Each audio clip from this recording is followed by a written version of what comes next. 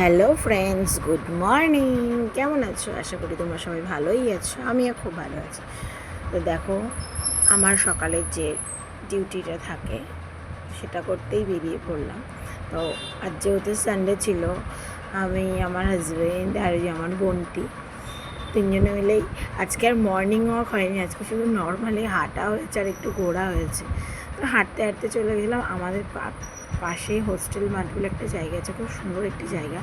তো সেখানে মর্নিংয়ের ভিউটা জাস্ট ওয়াও থাকে। তো দেখো এখানকার ভিউটা কি সুন্দর, মানে ভীষণই সুন্দর থাকে। তো যাই হোক, পুরো ফাঁকাই ছিল। চলে গেছিলাম আমরা তিনজনে মিলে। তো এই যে এরা দুজন আর আমি।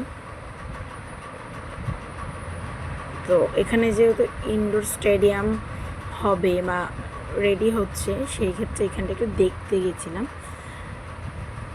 এমন একটা জায়গায় থাকি না, এত সুন্দর জায়গা, মানে চাইলেই সব কিছু হাতের সামনে পেয়ে যায়। স্কুল, কলেজ, হসপিটাল সব কিছুই কাছাকাছি। তো এখানে একটা স্টেডিয়াম হচ্ছে। তারপর যাই হোক, মর্নিং ওয়াক করে বাড়ি চলে আসলাম।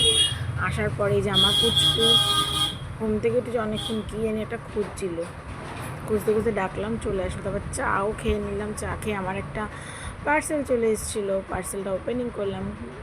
একটা বেডশিট, কেমন হয়েছে একটু জানিও তোমরা। তারপর যাই হোক, রান্না করছিলাম। রান্না করতে করতে উপর থেকে, ছাদের থেকে তোমাদের ভিউটা দিচ্ছিলাম রান্নাঘর থেকে। তারপর আজকে যেহেতু আমাদের ক্লাবে প্রোগ্রাম ছিল, মানে মাঠে ফুটবল খেলা ছিল, সেক্ষেত্রে একটুখানি মাঠে চলে গেছিলাম। সারাদিনে যাওয়ার টাইম পাইনি, একটুখানি গেছিলাম।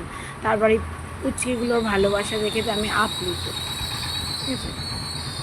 তারপর এখান থেকে আমি মাঠের থেকে চলে গেছিলাম আমাদের দিদি বাড়ি। এই দিদি বাড়ি গেছিলো একটা জিমির সাথে একটু আড্ডা দিতে।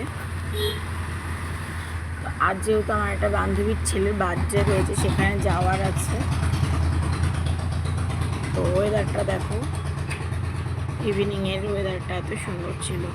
যাই হোক, তারপর বাড়ি এসে আমি রেডি হয়ে নিলাম, বাবানকেও রেডি করে নিলাম। তারপর স্লিপ নেওয়া হয়নি, নিয়ে চলে আসলাম। এই যে এটা আমাদের বার্থডে বয়। পুচকিটা কি মিষ্টি দেখো তোমরা।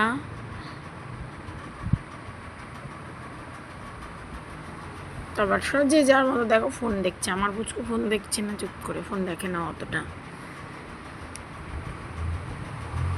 এখনো সব এসে পারিনি তখন। এই যে এটা আমার বান্ধবী। তারপর সবাই মিলে গল্প গুজব করছিলাম, ওরাও একটু খেলছিল। এই যে আর একটা বান্ধবী চলে এসছে, এই যে দাদা। মানে যে যার খেলায় ব্যস্ত। তারপরে কৌস্তবকে সবাই একটু আশীর্বাদ করে নিল।